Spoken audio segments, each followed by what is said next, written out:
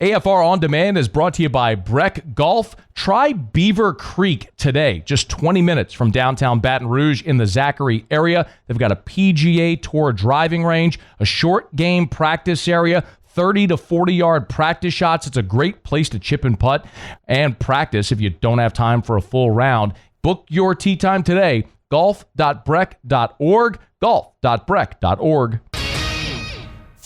Matt Moscona. I'm very important. After further review. Say it one more time. After further review with Matt Moscona. And here we go. Live from the Raising Cane studio. Let's ride!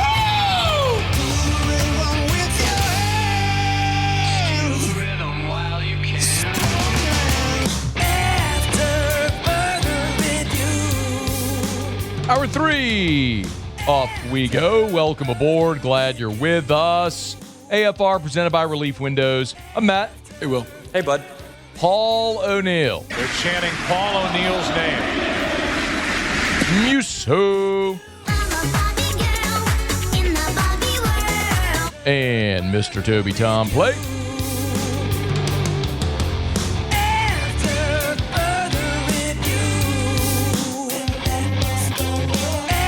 All right, we're here. Glad you are as well. Get out there and make it a good one. 5 o'clock quitting time. Glad you're driving home with us. Every Monday, we visit with David Dellucci, SEC Network, recap the weekend that was in the Southeastern Conference. Luch, how are you, man? I'm doing great. Thanks for having me. Hey, how about some optimism after this past weekend? It's much easier to wake up on a Monday when the Tigers, don't when they don't get swept. When they sweep, it's even better. So yeah, amen for that. Okay, so Luch, they're at. All right, let me just first get your biggest takeaway from LSU sweep this weekend. I tell you what, I liked the lineup change. Seemed like all three games there were 4 freshmen, 2 sophomores in the lineup. One of the things that stat that jumped out at me was in the 3 games, LSU was a combined 9 for 12 with runners on third base and less than 2 outs. 9 for 12. Now, for me, I dove into that stat, and what it tells me is either you have a group of players playing right now that are playing unselfish baseball that understand how to play the game that you're trying to get that run in from third, or they understand the approach better of how to get that runner in from third. So I think it's a great change. And today we're at the point where we start questioning transfers and can they adapt to different approaches under different coaches, and are they playing team baseball or are they just worried about the almighty dollar? To me, that stat, 9 for 12, being able to drive runners home and sacrifice your at bat to get that run across, I think that's a great sign for LSU, and I think that's a great option to hang your hat on in the next 2 conference weekends. Okay. By the way, could not agree more. The freshmen are far more suited stylistically to what Jay wants offensively than the transfers. Do you think LSU has it's baseball, I understand that, but matchup-wise, they really have a shot to go to Georgia and win a series? It's going to be tough.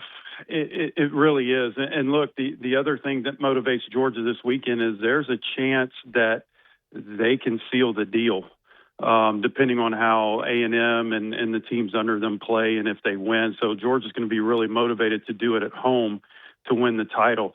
Is there a chance? Yes.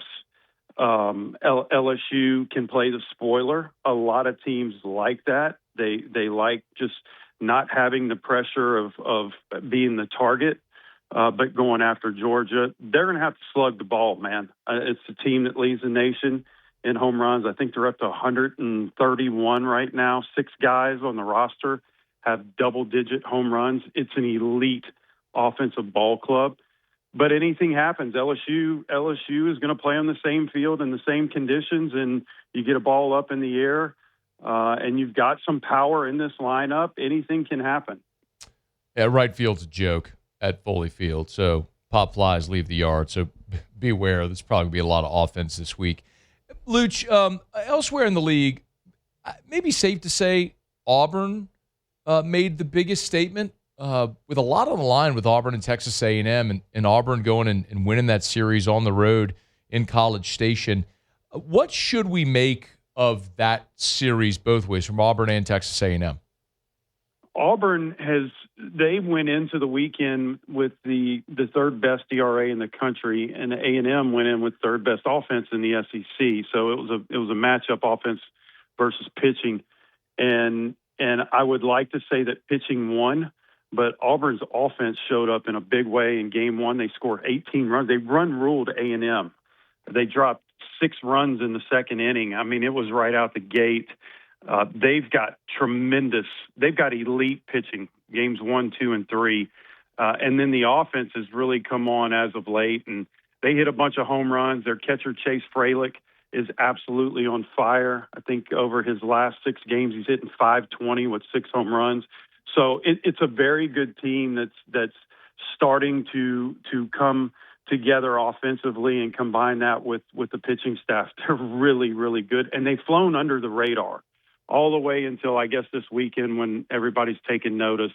A&M on the other end, they just ran into a buzzsaw, and it is another good team. The pitching effort was pretty decent for A&M. The offense is very good, but they just ran into a hotter club. So I think Auburn right now is ranked 6th in the country, and there's a reason for that. A&M's not far behind, but on any given weekend, somebody's going to win, somebody's going to lose, and it just happened to be Auburn being victorious.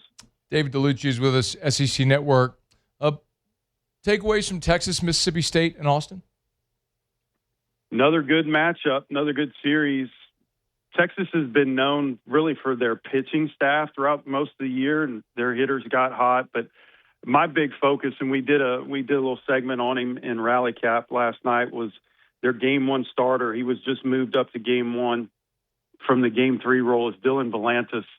I think he's got a 178 ERA. Opponents are hitting like 189 off of him. And dude has just been amazing. He was a closer last year, elite closer, moved up to game 3. Now he's at a game 1 start. He just sets the tone for everybody else. So actually, Texas has won all 11 games that he started in this year. When you put that guy on the mound, you like your chances, and you get through game 1 with a victory, it takes pressure off the other 2 pitchers who are really good. They got roughed up a little bit, but they hung in there. Ruger Riojas, game 2, Luke Harrison, game 3. They hung in there, and their offense bailed them out. So State on the other end, another really good team that is probably going to make a deep run into the postseason. And just the overall really good matchup that Texas got the better of them. Yeah, Luch, there were 4 ranked matchups this weekend. There was just a lot of meat on the bone in conference play. Did you have any other, be it Florida, Arkansas, or maybe the Ole Miss, Oklahoma, or Florida, Arkansas, Ole Miss, Oklahoma, those teams sort of in the logjam in the middle. Any takeaways from this weekend from those teams? Arkansas is swinging the bat better. They've really relied on their game 1 starter, Hunter Dietz. He's the first pitcher in SEC this year to hit the 100 strikeout mark. Their offense came alive. That's what they've really been waiting on. So they did some damage with the long ball this weekend. So curious to see if Arkansas can carry that on. I'll tell you, the team that really stood out to me was Alabama. And Alabama was a team that's been hit or miss. They make a bunch of errors. They lose ball games on their own end. They swept Vanderbilt this weekend, and they're really solidifying a host spot at the right time. I've always said that Justin LeBron's one of the most talented shortstops in the country, but he's having a subpar year. And as of late, he's come on really, really strong. They're getting production from everybody in the lineup. So Alabama really kind of aside, the middle of the pack group, that was the team that kind of stood out to me. Vanderbilt's SEC tournament streak is in jeopardy. However, they do finish the season with, if I'm not mistaken, with South Carolina and Missouri. So they've got to, correct me if I'm wrong if you know that offhand, but yeah, it is. You're right. Okay, yep. so they've really got a shot to against the 2 worst teams in the league to make sure that they get in. But what's going on with Vanderbilt this year? They're not the same Vanderbilt team that you remember in the past, where The pitchers were very good. They pound the strike zone. They played great defense. They typically lead the conference in ERA and fielding percentage. This year, it's the other way around. They're one of the leaders in the nation in home runs. They're very offensive. They just don't pitch really well. Their bullpen has been extremely inconsistent. Their game one starter, Connor Fennell, is really been the bright spot. And other than that, you just don't know what you're going to get. Odd year for Vanderbilt. And yes, they could potentially get the wins that you would feel comfortable with. The magic number is 13. They could get to 13, but I promise you the committee is going to go, oh, okay, so you ended with two of the worst teams in the SEC. We're not going to put much value on those victories. They're going to look at RPI. They're going to look at some of this other stuff, all these other metrics that they have. And I just don't know if Vanderbilt's going to be able to overcome how bad this season's been. Hey, before you go, I saw Kendall Rogers tweeted it earlier that at the SEC tournament, they're going to use the ABS, where coaches will be able to challenge 3 times in the game. You have a thought on that? I don't like it. I think baseball's boring. There's nothing better than an argument at home plate with a manager or at the college, a head coach and the umpire. That's what gets you going. That's what gets your team excited. And we're just going to take it out and let this just be a blah ball game for 3 hours. I'm not a real big fan of that. I like the human element part of it. As a batter, I would have loved it because I think every call that went against me in my whole career was wrong. Now we'll get to see it, but I just think that I love a good argument, good kicking dust on home plate, and we're going to miss out on that. Luch, man, you seen some of the highlights of dudes in the show when they get the call overturned and the crowd goes bonkers? Man, I think we got some great entertainment with that whenever you get to show up blue for a change. Yeah, you could, but there's nothing better than a coach getting tossed. Or we haven't seen that in so long. Like that was the Whitey Ford era and all that. We don't know what we're missing right now. So, but it's happening whether we like it or not. Yeah. It's happening. The game is changing. Jay got tossed at Tennessee this year. That was pretty cool. That he did. I love to see Jay get fired up. Love it. David Dellucci, SEC Network. Make sure you check out Rally Cap every Sunday after the weekend in college baseball in the Southeastern Conference. Thanks, Luch. We appreciate it, man. Yep. Thanks for having me. All right. Be well. It's After Further Review. We're brought to you by South Point Volkswagen, SouthPointVW.com, new and certified pre-owned. In Baton Rouge and online at SouthPointVW.com, SouthPointVW.com. I was having coffee with a friend earlier today, as a matter of fact, and they were asking me about my Volkswagen Crossport. They currently drive a different model and a different make, and we're like, been thinking about that. Sat in it, did the whole thing, looked at all the features. Going to head on over to South Point, pick up a V-Dub. I'm telling you, if you're looking for a sedan, they've got you the compact SUV, the midsize SUV, the full-size SUV, the Atlas, which is the 3-row 7-seater family SUV. They got so many options, affordable, all the safety features, the bells and whistles that you want. The way I always say it is, it's the style, feel, performance of luxury without the cost, and it's manufactured right here in the US of A at their Chattanooga, Tennessee plant. South Point Volkswagen, Louisiana's largest volume Volkswagen dealer. South Point Volkswagen, what's your direction? Well, y'all, it's After Further Review. Glad you're hanging out with us here. Jimmy will be along in about 30 minutes for Otta Locks. Find out what we're betting on tonight. A couple more NBA series get underway tonight in the conference semis. We'll get to that here in just a smidge. Two very interesting quarterback stories I want to touch on next. Trinidad Chambliss gave an interview to Chris Lowe where he talked about Lane Kiffin and if he considered coming to LSU. And then Brendan Sorsby is not giving up his college career without a legal fight. We'll dive into that as we continue. Stay with us at AFR. After Further Review. Speaking of legal fights, you've been injured in an accident. It's not your fault. Get Gordon and get it done. Gordon McKernan Injury Attorneys. Say it every single day. You can call 888-8888, 888-8888, or go to getgordon.com, getgordon.com. The website's a great resource for you at getgordon.com because you can look at client testimonials, like actual real client results. If you go to the homepage, there's a testimonials page right there, so you can see what Gordon and his team have done for Louisiana residents who have been injured and look at real results and testimonials there at the website at getgordon.com, getgordon.com. It's a great feature on the website if you want to check it out.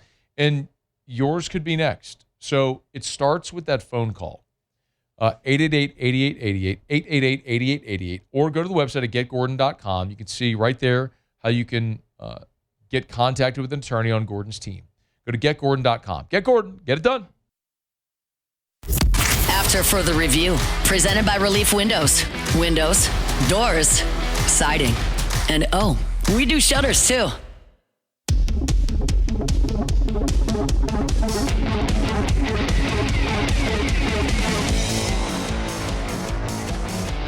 Chris Lowe has a feature over at On3 about Trinidad Chambliss, wide-ranging interview that the Ole Miss quarterback did with Chris Lowe. And look, Chambliss is going to be one of the central figures in college football in 2026. Arch Manning probably front and center among them, but not far behind is Chambliss for a lot of reasons. Right? I mean, we all know the story, former Division II athlete who went to Ole Miss, was an afterthought, injury. And then before you know it, Chambliss is playing and then emerging and leading Ole Miss to an 11-win regular season and the college football playoff semifinal.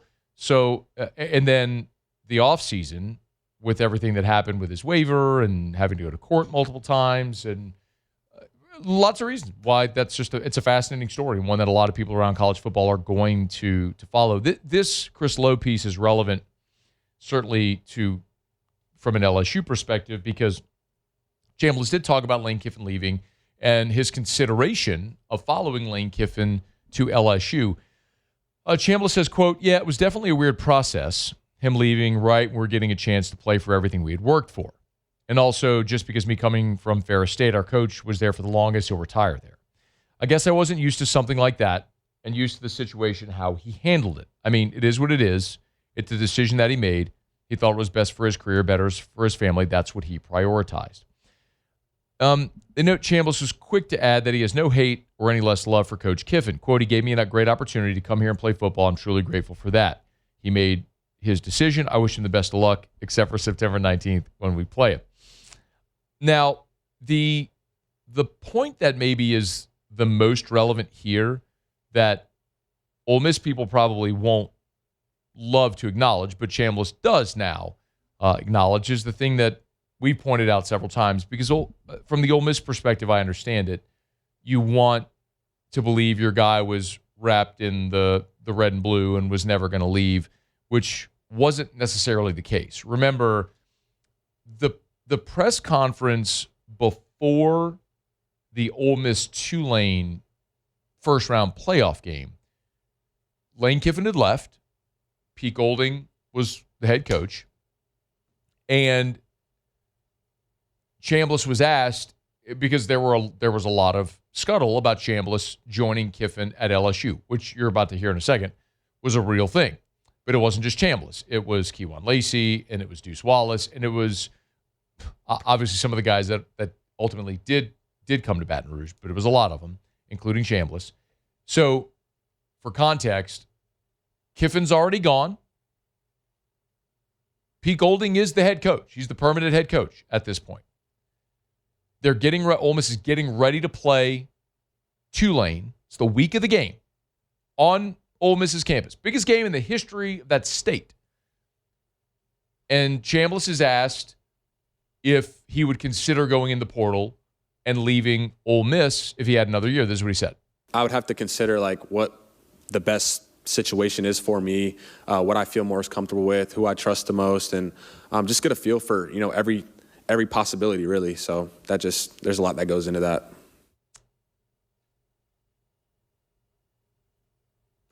So now, Trinidad Chambliss, who never entered the portal, says he wasn't necessarily close to going to LSU. What he told Chris Lowe in this piece was, quote, "I mean, there were discussions. There were thoughts.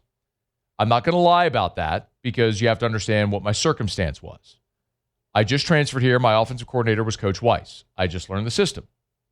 He was leaving. They were taking most of the offensive guys. I didn't know who was going to be our head coach at the time. That's not true. I didn't know who was going to be the OC. There was just a lot of unknowns and question marks. So yes, those thoughts were there. But once we went with PG Golding it didn't take me too long to decide I was all Ole Miss. I'll remind you that when Trinidad Chambliss said the clip we just played, Pete Golding was already the head coach. And there he said they were taking most of the offensive guys.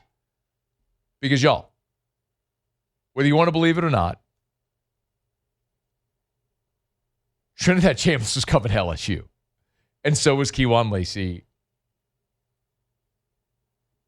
and a lot of those dudes.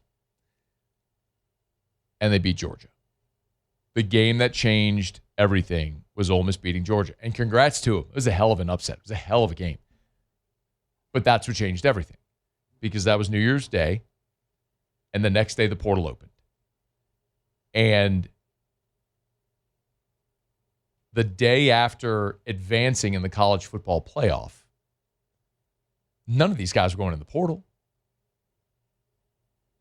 I mean, they were preparing for a college football playoff semifinal game against Miami. And LSU couldn't wait. They had to move on. And so that's when LSU started pursuing other options, and a lot of those guys either stayed, some of them went pro. But it changed the whole narrative, because at that point, Trinidad Chambliss now is a folk hero at Ole Miss. He wasn't going to leave, obviously amid a playoff run, or into the portal amid their playoff run. And so at that point, LSU pivoted and landed Sam Leavitt, as we well know, and Ole Miss, who really, at that point, all the conversations that I had, and you can believe whatever you want to believe, man, there was nobody more front and center of that story than me, period. Like, all of the Ole Miss people resigned to the fact that Chambliss was leaving, but was not going to get his waiver. And as soon as they beat Georgia and he was staying, that whole conversation started to change about how they could make the waiver happen with the Mississippi judge and all that stuff. And it happened. No, look, there's nobody more pro-student athlete than me. I'm not, however, in favor of Chambliss playing an extra year. I'm okay with transferring, making all the money, all that sort of stuff. You're out of eligibility, man. Going to court to get an extra year, I'm not in favor of that. But it's what it is. So at this point, you may not care. And I understand that. Like, Chambliss is back at Ole Miss. He'll play one more year. LSU's got Lane Kiffin. They land Sam Leavitt. There's a lot of expectation around LSU. We'll see how it goes. And LSU's going to go play at Ole Miss on September 19th. It'll be a huge atmosphere and all that sort of stuff. But Chambliss is telling you there were conversations. And there's also inconsistencies in his quote, where he's saying that as soon as I knew it was Pete Golding, I was all Ole Miss. That's just not true. You heard the soundbite from before the Tulane game when Golding had already been named the permanent head coach. And he's saying, I got to consider all my options. The Georgia game is what, for both of these programs, well, I would say redirected. Lane Kiffin leaving Ole Miss is what redirected both these programs. But specifically from the Chambliss standpoint, and a lot of those Ole Miss players that were going to follow Kiffin and Weiss to LSU. I mean, look, Chambliss said it as well. Kiffin was leaving, Weiss was leaving, and they were taking most of the offensive guys. Okay. I'm pretty sure Winnie Watkins and Harper, the only two offensive guys that actually came over. Revisionist history can be fun. September 19 is going to be a lot of fun, especially if the Tigers win.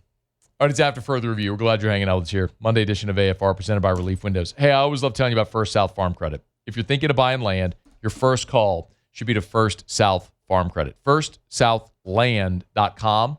FirstSouthLand.com. One more time, FirstSouthLand.com. You know, one of the things I've told you about for years, whenever we got to talk about First South Farm Credit, is the patronage refund. So if you borrow from First South Farm Credit, every year, because they're a member-owned cooperative, every year they give money back.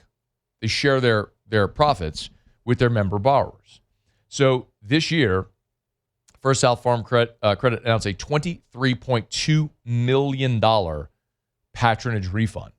So effectively what that does is it lowers your cost of borrowing. So if you're at a 6% rate, you get your patronage refund. It's like being at a 5% rate. So learn more about why First South Farm Credit should be your first call and why it has been first in lending for more than 100 years. FirstSouthLand.com, FirstSouthLand.com. Thinking of buying land, your first call should be to First South Farm Credit at FirstSouthLand.com. All right, it is after further review. I intended there to do both the Chambliss and Sorsby story. So let me get the update on Sorsby. We'll break, come back, get the update on Sorsby as well. And then also a really notable story today about the future location of Super Bowls. It could be great news for New Orleans. I'll explain next. Stay with us here. It's AFR. After further review. If you're thinking about selling your home, call Darren James and get your home sold. 335-7666, 335-7666, 335-7666, or agent225.com. That's agent225.com. You want to call Darren James because you want to call the top producing realtor in the state of Louisiana and one of the top producing realtors in the entire United States of America.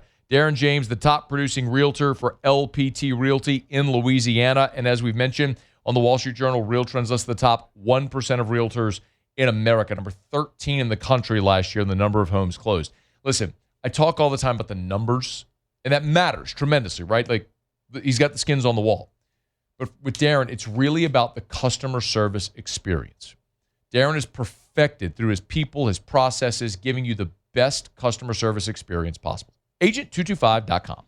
Think real estate, think Darren James. After further review, presented by Relief Windows.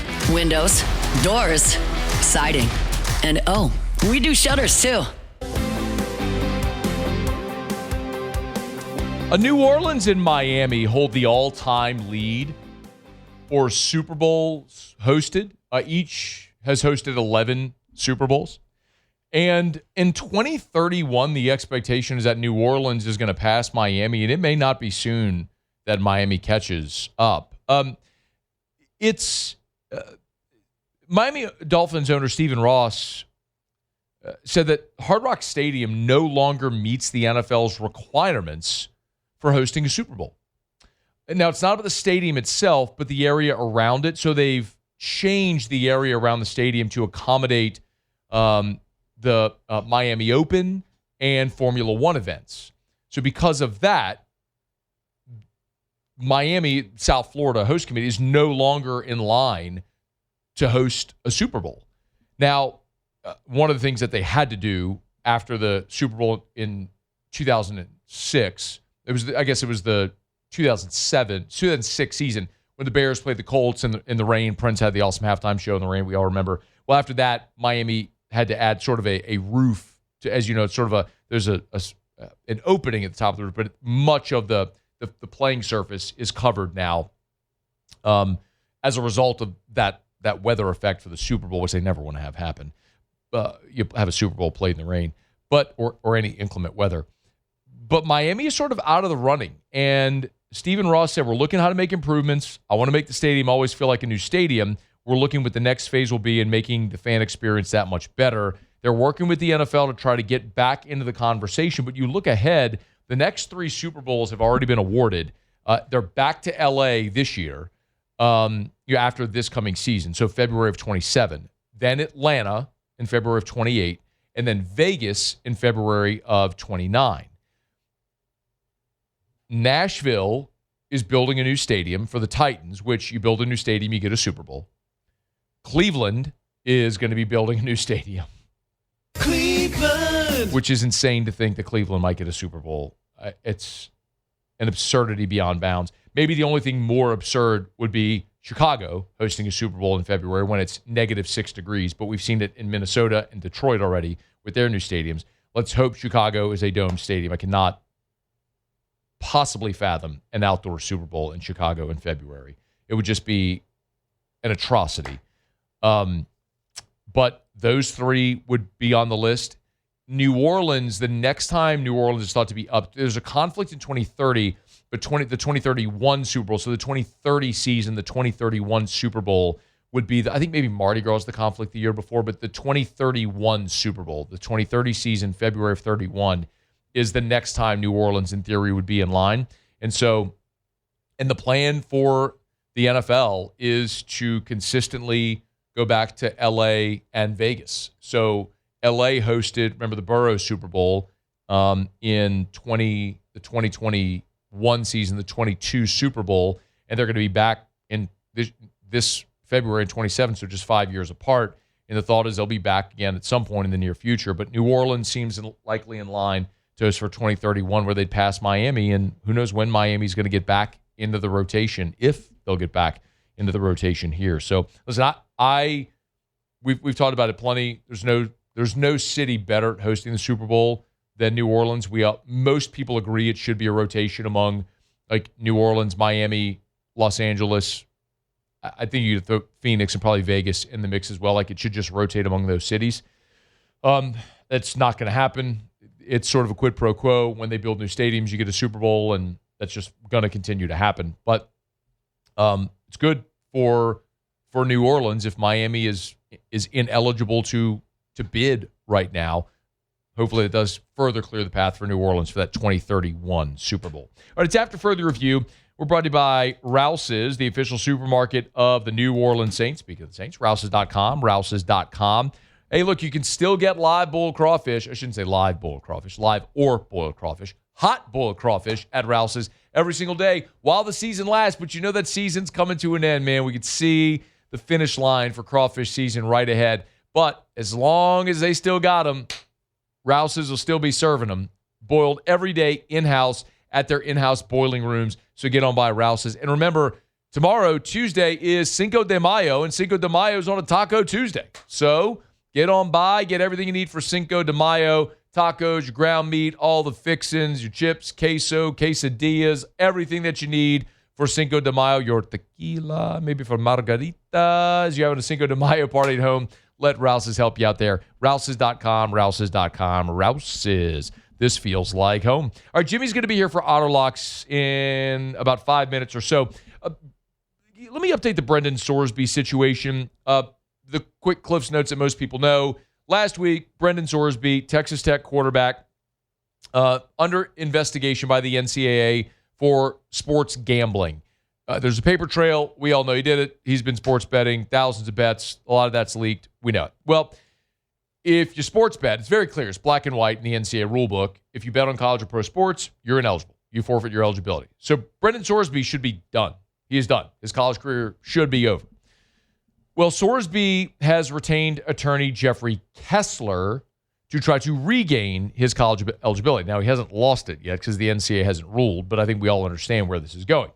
Kessler is a prominent antitrust attorney. He has in the past represented Tom Brady, Ray Rice, Ezekiel Elliott, Adrian Peterson, the Saints' Bounty Gate players. This is a very high-profile, notable attorney. I just don't know how in the world there is any argument at all. I'm going to go back to my point about Chambliss. Again, this is coming from someone who is as pro student athlete, NIL, rev share, portal as anybody. Let them transfer as much as they want. Let them make as much money as they can. All that stuff, I'm for it. I am pro student athlete. I also believe that if you are a member institution of the NCAA, then you have to abide by the NCAA's rules. Which means if Texas Tech, in this instance, signs paperwork and agrees to participate under the jurisdiction of the NCAA, you are willingly and freely agreeing to abide by the NCAA's rules and their enforcement. You have a player that has very clearly broken an NCAA rule, which in turn causes him to lose his eligibility. He's ineligible.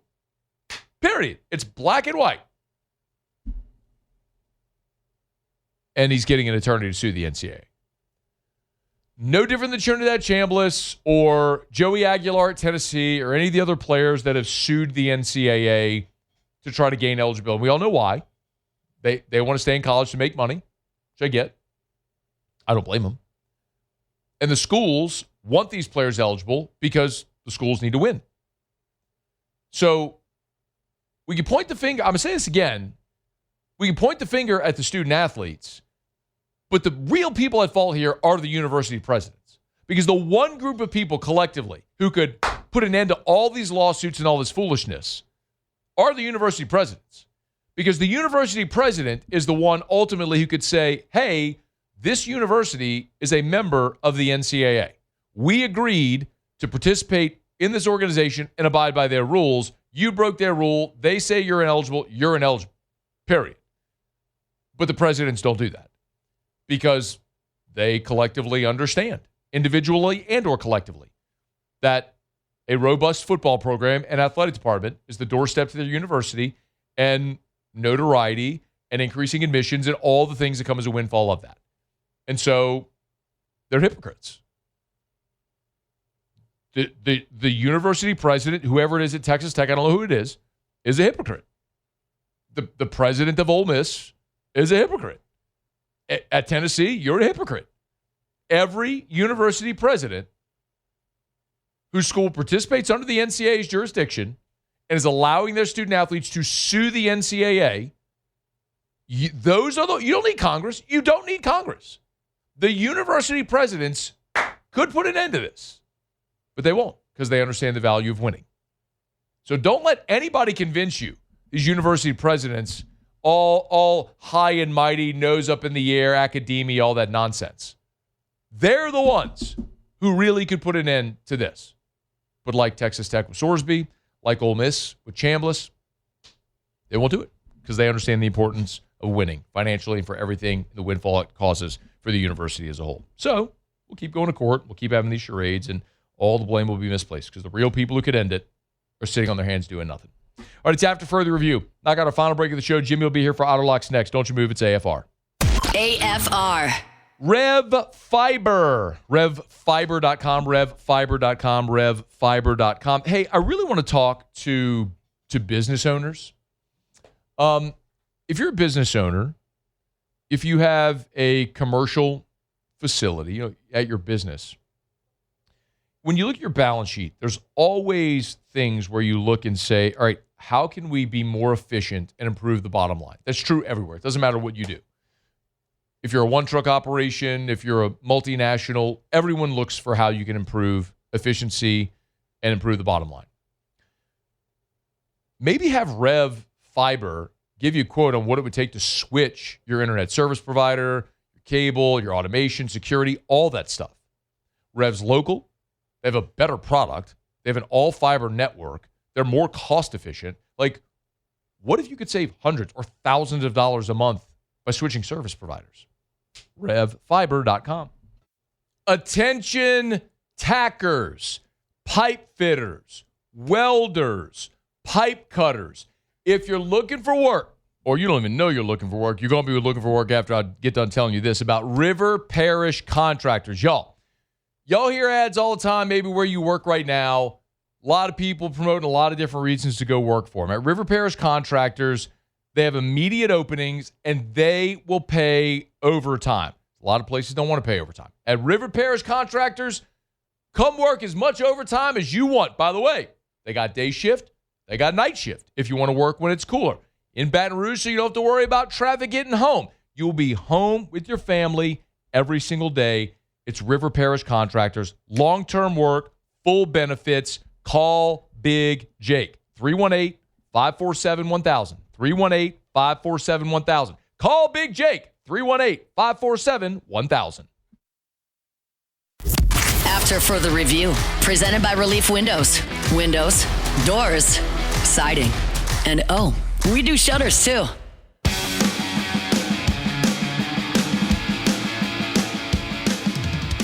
Down the stretch we come. Final segment here on a Monday edition of AFR presented by Relief Windows. Waiting on Otter, jump board here, do Otter locks. The LSU baseball team will take on Tulane tomorrow at the box. Of course, give you a full preview of that game. Jay Johnson met with reporters after the weekend, after the game on Sunday, and kind of talked about this recent offensive turnaround that we've seen certainly here over the past couple of weeks, starting with Mississippi State, now carrying into this weekend against South Carolina. I think we're just playing well. We're playing a brand of baseball that's familiar and got the right guys in there executing, team offense. And really, it's I'm proud of them for doing that, playing with aggression, playing with psychological freedom, and then just playing fundamentally sound. It's why a couple of these numbers are up there, and so it's good to see this group do that. I love where he said psychological freedom. It's an interesting way to say it, but what ultimately Jay Johnson is saying there is the guys aren't looking over their shoulder.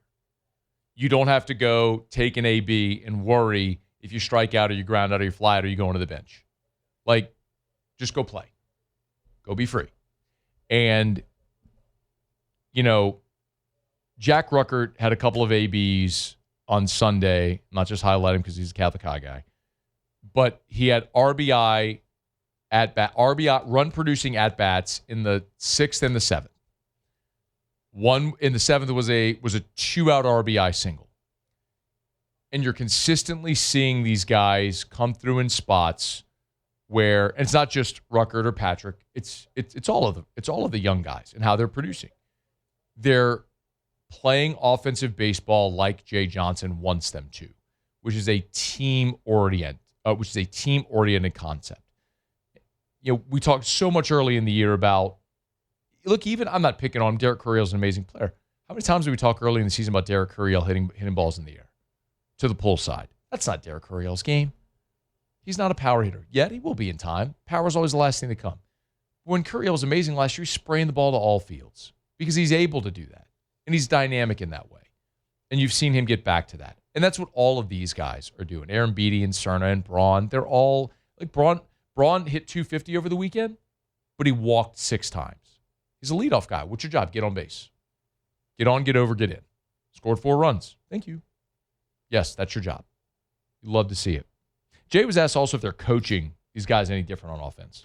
I think if you ask every player, they get what they need to be successful. I think we've reframed some things in a direction that's helped this particular group better, and that's our job as coaches. And I love the foundation of it that's being set right now, and the war scars that a lot of these guys that have gotten, we've lost a lot of games. We don't lose close games here, and we've lost a lot of close games this year. But I think they can clearly see the difference in our team, between the time that was happening. And I know a couple of them just happened last weekend, but it was different than before. And then what we're doing right now. And I think that has tremendous value going forward. And I think that's a real positive.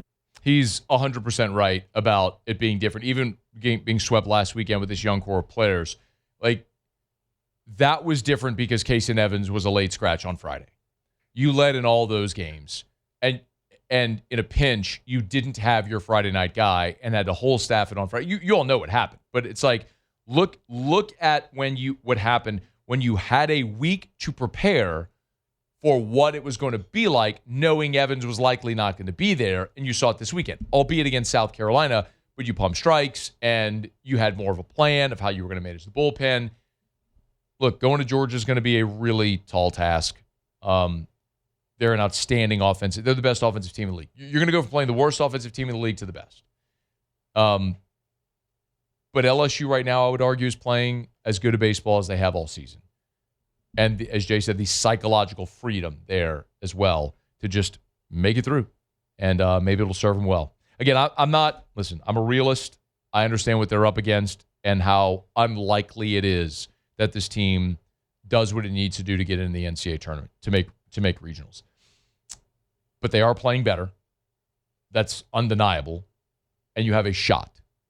So it'll be a giant weekend, but it starts with a game Tuesday at home against Tulane. All right, it's after further review. I don't know what's going on with Jimmy, so let's get to Otter Locks here. The picks are always on the website at louisianasports.net, louisianasports.net if you want to check them out there. The Otter has a couple of NBA playoff bets and a couple of MLB games. Let's see if any of these MLB games are underway. I haven't looked at the slate yet today. The NBA playoff games that Jimmy likes tonight. He's got the 76ers and the points. So Philadelphia on the road against the Knicks, plus 7.5. That's still sitting at 7.5. That's what it was when he gave it. 7.5 is minus $1.12. And then in the second game, he likes Minnesota. He gave it at plus 8.5. It's plus 9.5 now. So even better. So as Jimmy would say, don't be a moron. Bet moron. So Philadelphia and Minnesota on the hardwood, and then on the diamond tonight, a couple of plays with Tampa. Tampa on the money line. I'm starting to see if this has started yet. Yeah. So this is why you got to check the website earlier in the day. He gave the Rays on the money line minus 126. Rays lead 3-0. That money line now is minus 670. So if you want to get in and lay the 3.5, you could do it in game. But otherwise, too late on that one if you missed it. And then the White Sox, he also likes Chicago. They are on the road against the Angels on the money line. He gave it a plus $1.29. It's now plus $1.33, so an even better number right now if you want to get in on it. So again, Sixers and T-Wolves on the hardwood, and then on the diamond, the Rays, which that's kind of cruising right now, and then the White Sox plus $1.29. All right, you can always get the picks always for free over at LouisianaSports.net. Remember, if you want our breaking news updates, you can always text LSN to 225-499-1045, 225-499-1045. Again, text the letters LSN to 225-499-1045, and you get our text updates whenever there's breaking news. All right, it's going to do it for us here. As always, big shout out to our friends at Relief Windows. Muse, Paulie, thanks. Y'all have a great night. We'll see you tomorrow at 3. AFR. Getting on down the road, remind you about Evermore. Hey, look, it is getting hot outside. Great opportunity to remind you the importance of staying hydrated. You're outside, you're sweating. Even if you're not sweating, you could be getting dehydrated. Make sure you stay hydrated with delicious, great tasting Evermore. A healthier alternative, nothing added, nothing taken away. I always encourage you to do a side-by-side taste test, Evermore to any other bottled water that you normally drink. You will taste the difference because the source matters. This is natural artesian water from the well on the North Shore Lake Pontchartrain. They go right into the bottling plant, into the bottle. The only thing ever filtered out of it is the sediment for the ground, but it is a natural product with nothing added, nothing taken away. You look at some bottles, say, minerals added for flavor or whatever the case may be. Not with Evermore. EVAMOR. Evermore.com. Evermore.com. Drink Evermore. Evermore.com.